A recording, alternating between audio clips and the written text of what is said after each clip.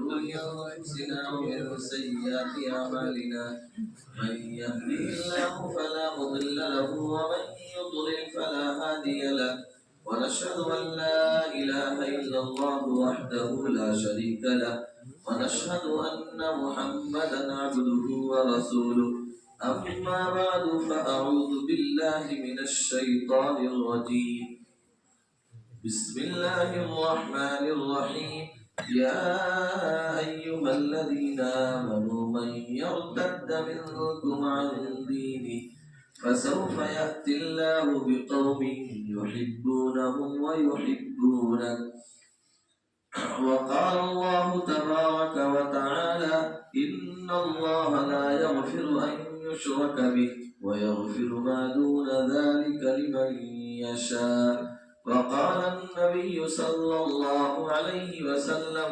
توصية لمعاذ بن جبل يا معاذ لا تشرك بالله شيئا وإن قتلت أو حرقت أو كما قال صلى الله عليه وسلم.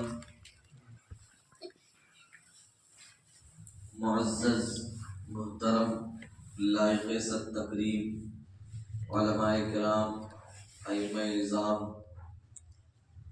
اور سامعین بزم،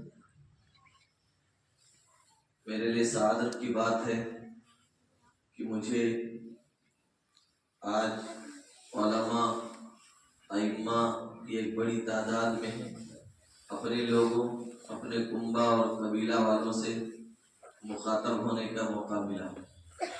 اللہ تعالیٰ ہماری اس حاضری کو قبول فرمائے اور کچھ مفید باتیں جو ہمارے لیے بھی، آپ کے لیے بھی، سب کے لیے نفع بخش ہو، اللہ تعالیٰ کہلوا دے اور اس پر عمل کی بھی توفیق عطا فرمائے.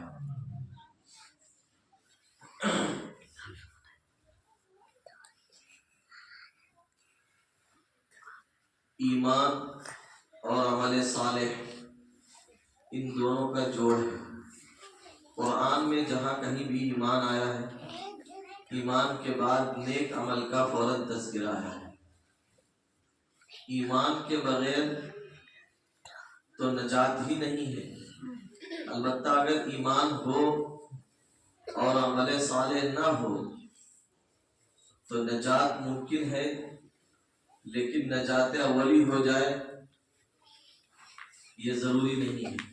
کتنا جھیلنا پڑے، کتنی تکلیفیں، کتنے دکھ برداشت کرنے پڑے. تو اس لیے ایمان اور عمل صالح ان دونوں کا جوڑ ہونا چاہیے. ایمان آپ کو معلوم ہے کہ ایمان کے اندر عقائد آتے ہیں.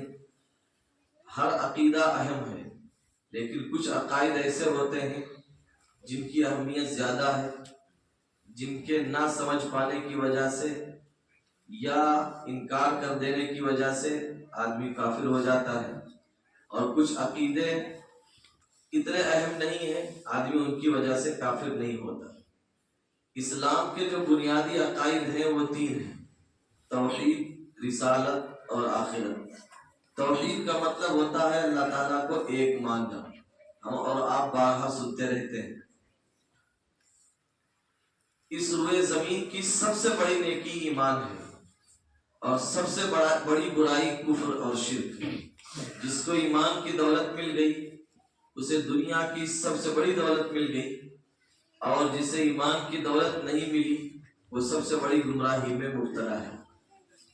اور ان عقیدوں میں جو بنیادی عقیدہ توحید کا ہے، اللہ تعالیٰ کو ایک ماننا، اللہ تعالیٰ کے ساتھ کسی کو شریک نہ کرنا. ہم کلمہ پڑھتے ہیں لا الہ الا اللہ، اللہ کے علاوہ کوئی معبود نہیں ہے. تو اس لا الہ الا اللہ میں ہم دو چیزوں کا اقرار کرتے ہیں یا دو چیزیں مانتے ہیں. سب سے پہلی چیز یہ کہ اللہ کے علاوہ تمام چیزوں کا انکار ہے، کہ اللہ تعالیٰ کے علاوہ ہر چیز کی عظمت، ہر چیز کی بڑائی اور ہر چیز کی وہ اہمیت جو خدا جیسی اسے بنا دے یا خدا کے مد مقابل لا کر کھڑا کر دے، تو خدا کے علاوہ تمام چیزوں کی عظمت کا انکار ہے اور پھر خدا کا اقرار ہے، اللہ کا اقرار ہے.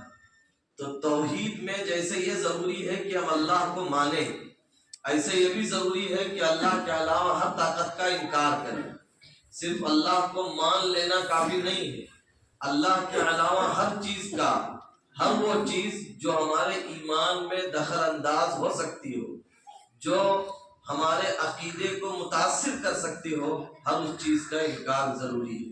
اس لیے انبیاء علیہ السلام نے بھی کھل کر اللہ کے علاوہ ہر چیز کا انکار کیا ہے۔ حضرت ابراہیم علیہ السلام کی زندگی دیکھیے، حضرت ابراہیم علیہ السلام کو ابو الانبیاء کہا جاتا ہے۔ حضرت ابراہیم علیہ السلام ایک طرح سے توحید کے بانی کہے جاتے ہیں۔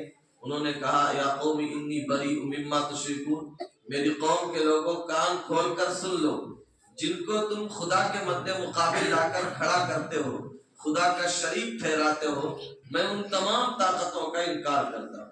حضرت ہود نے کہا تھا، حضرت ہود نے تو اور آگے بڑھ کر تمام لوگوں کو مخاطب کر کے کہا وَاشْهَدُوا أَنِّي بَرِيءٌ مِّمَّا تُشْرِكُونَ، گواہ رہو کہ میں اللہ کے علاوہ ہر چیز کی بڑائی کا انکار کرتا ہوں۔ بڑائی صرف اللہ کی ہے، کبریائی صرف اللہ کی ہے، عظمت صرف اللہ کی ہے، نفع اور نقصان پہنچانے والی ذات صرف اللہ کی ہے، عزت اور ذلت یہ اللہ سے جڑی ہوئی ہے، اور بیماری اور مرض اس کا خالق اللہ ہے، اولاد دینا اور نہ دینا یہ کام اللہ کا ہے، کسی کو اوپر اٹھانا کسی کو نیچے گرا دینا یہ کام اللہ کا ہے، رزق دینا اور دینے کے بعد کسی کا رزق تنگ کر دینا کسی کا بڑھا دینا یہ اللہ کا ہے، اسباب اختیار کر جانے کے بعد بھی نتیجہ نکل آئے یہ کام اللہ کا ہے۔ تو اللہ کو جیسے ماننا ضروری ہے، ایسے اللہ کے علاوہ ان تمام چیزوں کا انکار کرنا ضروری ہے جو ہمارے ایمان میں ڈاکہ ڈال سکتی ہو، ہمارے ایمان پر حملہ آور ہو سکتی ہو۔ اللہ کے رسول صلی اللہ علیہ وسلم ایمان کتنا حساس مسئلہ ہے اور شرک کتنا حساس مسئلہ ہے، دونوں کی سرحدوں کا جاننا ضروری ہے۔ اللہ کے رسول صلی اللہ علیہ وسلم نے وہ تمام دروازے بند کیے جن دروازوں سے شرک داخل ہو سکتا تھا۔ آپ اندازہ لگائیے، پہلے زمانے میں ایک آرٹس تھا اور ایک فن تھا، اور یہ لوگوں کی کمائی کا بھی ذریعہ تھا، اور یوں ہی ایک اچھا فن سمجھا جاتا ہے، اس زمانے میں بھی سمجھا جاتا ہے، جسے ہم مصوری کہتے ہیں، جسے مجسمہ سازی کہتے ہیں، تصویر بنانا کہتے ہیں۔ اللہ کے رسول صلی اللہ علیہ وسلم نے مجسمہ بنانے کی ممانعت کی اور تصویر بنانے کو حرام کیا۔ صرف تصویر بنانے کو حرام نہیں کیا، آپ اندازہ لگائیے تو یہاں تک اس کی نفرت دل میں بیٹھائی۔ بخاری کی روایت ہے، آپ صلی اللہ علیہ وسلم نے فرمایا لا تدخل الملائکۃ بیتا فیہ کلب او تصاویر، فرشتے اس گھر میں قدم تک نہیں رکھتے، رحمت کے فرشتوں کا بسیرا نہیں ہوتا اس گھر میں جس گھر میں تصویریں ہوں یا کتے ہوں۔ تو تصویروں کی نفرت دلوں میں بیٹھائی گئی، وجہ اس کے تھی کہ یہ شرک کو کھینچ کر لاتا ہے۔ ایک نسل آتی ہے کہ جب تصویر بناتی ہے، ماں باپ کی تصویر ہو، بزرگوں کی تصویر ہو، وہ دیواروں پر لٹکاتی ہے، دوسری نسل آ کر اس کو پھول مالا پہناتی ہے، تیسری نسل آ کر اس کے سامنے ہاتھ جوڑنے لگتی ہے۔ پھر جب لمبا زمانہ گزرتا ہے تو لوگ اس کی عبادت کیا کرتے ہیں، نہیں عبادت کرتے ہیں تو کم از کم دل میں اتنی بات بیٹھا لیتے ہیں کہ نہیں ان کا بھی کچھ معاملہ ہے، یہ بھی کچھ کر سکتے ہیں، ان کو بھی کچھ اختیارات ہیں۔ تو اس لیے اللہ کے محبوب صلی اللہ علیہ وسلم نے تصویر سازی، مجسمہ سازی، ان تمام کی ممانعت فرمائی کہ یہاں سے شرک گھستا ہے۔ آپ صلی اللہ علیہ وسلم نے فرمایا من حلف بغیر اللہ فقد اشرک، اسلامی شریعت میں قسم صرف اللہ کی کھائی جائے گی، اللہ کے نام کی قسم کھائیے، اللہ کی صفت کی قسم کھائیے، ان چیزوں کی قسم کھائیے جو اللہ سے جڑی ہوئی ہوں۔ اللہ کے علاوہ کسی اور کی قسم کھانے کی اجازت نہیں ہے، بلکہ اس ایک روایت میں اللہ کے علاوہ اگر کسی چیز کی قسم کھائی گئی تو اسے شرک کہا گیا ہے، گویا کہ یہ شرک کے درجے میں۔ قسم ہم جس کی کھاتے ہیں اس کو بڑا مانتے ہیں، تو بڑائی صرف اللہ کی ہے، عظمت صرف اللہ کی ہے، اس لیے اللہ کے علاوہ کسی اور کی قسم کھانے کی اجازت نہیں ہے۔ اگر آپ کھاتے بھی ہیں تو وہ بیکار ہے، وہ قسم نہیں مانی جاتی اللہ کی۔ اور ایک آخری درجے میں کھانی تو نہیں چاہیے، لیکن اگر کوئی قرآن کی قسم کھا لے تو پھر وہ کفارہ اس کا دینا پڑتا ہے۔ اور شریعت میں اللہ کے علاوہ کسی اور کی، کسی کے سر کی قسم کھائیے، پیر کی قسم کھائیے، روزی کی قسم کھائیے، گلے کی قسم کھائیے، اور اس کی قسم کھائیے، اس کی قسم، کوئی فرق نہیں پڑتا، یہ قسم نہیں مانی جاتی۔ تو قسم اللہ کے علاوہ کسی اور کی کھاتے ہیں تو گویا کہ آپ اس کی عظمت کو لا کر، اس کی عظمت کو تسلیم کرتے ہیں، اس کو اللہ کے مقابلے میں کھڑا کرنے کی کوشش کرتے ہیں، اس لیے اس کی ممانعت آئی۔ پہلے زمانے میں ایک چیز ہوتی تھی، نیک فالی اور بد فالی۔ حدیث میں کہا گیا الطیرۃ شرک، لوگ سفر کرتے تھے، درخت پر پرندہ بیٹھا ہے، ڈلا مارا، پرندہ اڑا، دائیں طرف اگر اڑ کر گیا تو سوچتے تھے کہ چلو اچھی چیز ہے، اب سفر کامیاب ہوگا، سفر کرتے تھے۔ پرندہ بائیں طرف اڑ گیا تو اب سفر نہیں کرتے تھے۔ گھر سے نکلے، بلی راستہ کاٹ گئی تو اب سفر نہیں کرتے تھے کہ اب تو نقصان ہو جائے گا۔ تو یہ جو بدفالی ہے، شریعت نے کہا کہ یہ شرک ہے، حالانکہ اس میں شرک کی کوئی ایسی بات نہیں، لیکن یہ شرک کے درجے، شرک تک لے جانے والی چیز ہے۔ آپ سفر کر رہے ہیں، بلی نے راستہ کاٹ دیا، اب کہہ رہے ہیں اب ہم آگے جائیں گے تو ہمیں نقصان ہو جائے گا، تو نقصان بلی پہنچاتی ہے یا اللہ پہنچاتا ہے؟ ایک بلی کو آپ نے اللہ کے مد مقابل لا کر کھڑا کر دیا۔ آپ رات کو جھاڑو نہیں دے رہے ہیں، کیوں؟ برکت ساری باہر جائے گی، برکت چلی جائے گی، تو برکت وہ جھاڑو دیتا ہے، برکت رات دیتی ہے۔ برکت کا خالق اللہ ہے، رحمت کا خالق اللہ ہے، وہ اللہ دینے والا ہے۔ تو ان تمام چیزوں کی ممانعت کی، بلکہ اگر آپ غور سے سنیں اور سمجھیں کہ شرک کا جہاں شائبہ ہو سکتا تھا، شریعت نے اس کی بھی ممانعت کی اور سخت طریقے پر اس کو بنا کیا۔ آپ کو میں مثال سے سمجھاؤں، نماز جنازہ ہم کسی کی پڑھتے ہیں، حدیث میں ہے کہ بندہ اللہ سے سب سے زیادہ قریب اس وقت ہوتا ہے جب سجدہ کرتا ہے، سجدے میں سب سے زیادہ اللہ سے قریب ہوتا ہے۔ لیکن نماز جنازہ میں سجدہ نہیں رکھا گیا، رکوع نہیں رکھا گیا۔ نماز میں ہم مردے کی سفارش کے لیے جاتے ہیں، کیا اچھا ہوتا کہ اس میں رکوع بھی ہوتا، اس میں سجدہ بھی ہوتا، تاکہ ہم اللہ سے اور قریب ہو کر اللہ سے سفارش کرتے۔ لیکن رکوع اور سجدہ نماز جنازہ سے نکال دیا گیا۔ وجہ کیا ہے؟ وجہ یہ ہے کہ سامنے مردہ پڑا ہوا ہے، اگر ہم رکوع کریں گے، سجدہ کریں گے، اگرچہ وہ سجدہ اللہ کے سامنے ہے، لیکن دیکھنے والا سمجھ سکتا ہے کہ یہ مردے کو سجدہ کر رہے ہیں، اس لیے نماز جنازہ سے رکوع اور سجدے کو نکال دیا گیا۔ شریعت اس معاملے میں اتنا حساس ہے کہ شرک کا وہم اور شک تک نہ آنے پائے۔ نماز ایک اہم ترین عبادت ہے، فرض کے علاوہ نفل نماز آپ جتنی چاہیں، جب چاہیں، جس وقت چاہیں پڑھیں، اور جتنی رکعت چاہیں آپ پڑھیں۔ ہونا تو چاہیے تھا ہر وقت نماز پڑھنے کی اجازت ہوگی، لیکن سورج کے نکلنے کے وقت، سورج کے غروب ہونے کے وقت، سورج کے ڈھلنے کے وقت نماز پڑھنے کی ممانعت کر دی کہ اس وقت نماز نہیں پڑھی جائے گی۔ آپ پڑھ رہے ہیں تو غلط کام کر رہے ہیں، ایک حرام کام کر رہے ہیں۔ سوال یہ ہے کہ سورج کے نکلنے کے وقت نماز کیوں نہیں پڑھی جائے گی؟ سورج کے ڈوبنے کے وقت نماز میں کون ایسی چیزیں کہ ہم نماز نہ پڑھیں؟ نماز سے تو اللہ کا قرب ملتا ہے، رسول اللہ صلی اللہ علیہ وسلم کی آنکھوں کی ٹھنڈک نماز میں ہے۔ اور قیامت کے دن یوں تو پہلا فیصلہ جو ہے وہ نماز کا، یا حساب کہہ لیجیے، پہلا حساب نماز کا ہوگا۔ یہ الگ بات ہے کہ نتیجہ پہلے خون کا سنایا جائے گا، حقوق العباد کا سنایا جائے گا، تو نماز کے دن، قیامت کے دن اس کا فیصلہ بھی پہلے ہونا ہے۔ پھر بھی آپ سورج کے نکلنے کے وقت، سورج کے ڈوبنے کے وقت نماز نہیں پڑھ سکتے۔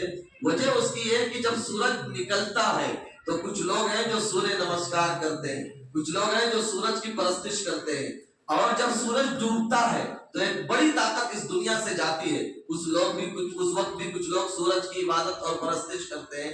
اگر سورج کے نکلنے کے وقت ہم نماز پڑھیں تو نماز تو اللہ کے لیے ہم پڑھ رہے ہیں، لیکن دیکھنے والا یہ سمجھ سکتا ہے کہ ایک بڑی طاقت دنیا میں آ رہی ہے، اس لیے یہ سجدہ کر رہے ہیں، ایک بڑی طاقت دنیا سے جا رہی ہے، اس لیے یہ سجدہ کر رہے ہیں۔ اس لیے سورج کے نکلنے کے وقت اور سورج کے ڈوبنے کے وقت نماز پڑھنے کی ممانعت کر دی گئی کہ آپ اس وقت نماز نہیں پڑھ سکتے ہیں۔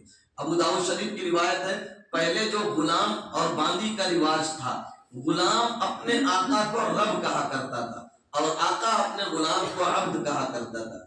رب کے دو معنی ہیں عربی لغت میں، رب کا ایک معنی مالک کے ہے، رب کا ایک معنی پالنہار کے ہے۔ اگرچہ دونوں قریب قریب ہیں. ایسے ہی عبد کے دو معنی ہیں. عبد کے معنی بندے کے بھی ہیں اور عبد کے معنی وہ غلام کے ہیں. جب شریعت آئی تو اس نے غلاموں سے کہا آج سے اپنے مالک کو رب کہہ کر نہیں پکارو گے.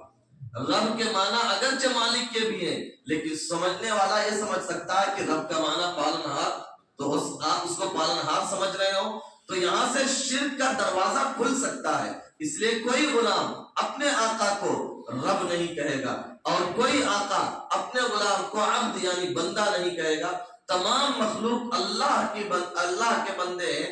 اللہ کو یہ حق ہے کہ وہ بندہ کہے، اللہ کے علاوہ کوئی اور بندہ نہیں کہہ سکتا. آپ فقہ کی کتابوں میں آپ پڑھیں گے کہ سامنے اگر انگارہ ہو، انگارہ کی میں بات کر رہا ہوں، اگربتی موم بتی کی بات نہیں کر رہا ہوں، سامنے انگارہ رکھ کر نماز پڑھیں، سامنے تصویر رکھ کر نماز پڑھیں، یا کوئی اس طرح سے بیٹھا ہے اس طرف رک کر کے آپ نماز پڑھتے ہیں اور وہ سامنے موجود ہے، تو شریعت یہ کہہ رہی ہے اس طرح سے نماز پڑھنا مکروہ ہے. کیوں مکروہ ہے؟ اس لیے مکروہ ہے کہ جب سامنے انگارہ رکھ کر آپ نماز پڑھتے ہیں یا سامنے تصویر رکھ کر نماز پڑھتے ہیں، کچھ لوگ وہ ہیں جو انگاروں کی پرستش کرتے ہیں، کچھ لوگ وہ ہیں جو تصویر کی پرستش کرتے ہیں. ایک آدمی سامنے منہ کر کے بیٹھا ہے اور سمجھ میں آ رہا ہے ہم سجدہ کر رہے ہیں تو ہو سکتا ہے سمجھنے والا یہ سمجھے اسے سجدہ کیا جا رہا ہے. اس لیے شرک کا شائبہ ہو سکتا تھا، شرک کے دروازے کھل سکتے تھے. شریعت نے ان تمام پر پابندی لگائی کہ جہاں سے شرک کا دروازہ کھل سکتا تھا، شرک کا شائبہ ہو سکتا تھا، ان تمام دروازوں کو شریعت نے بند کیے. تو شرک کا مسئلہ اور توحید کا مسئلہ انتہائی حساس ہے. اچھا آپ لوگ تھوڑا آگے آ جائیں.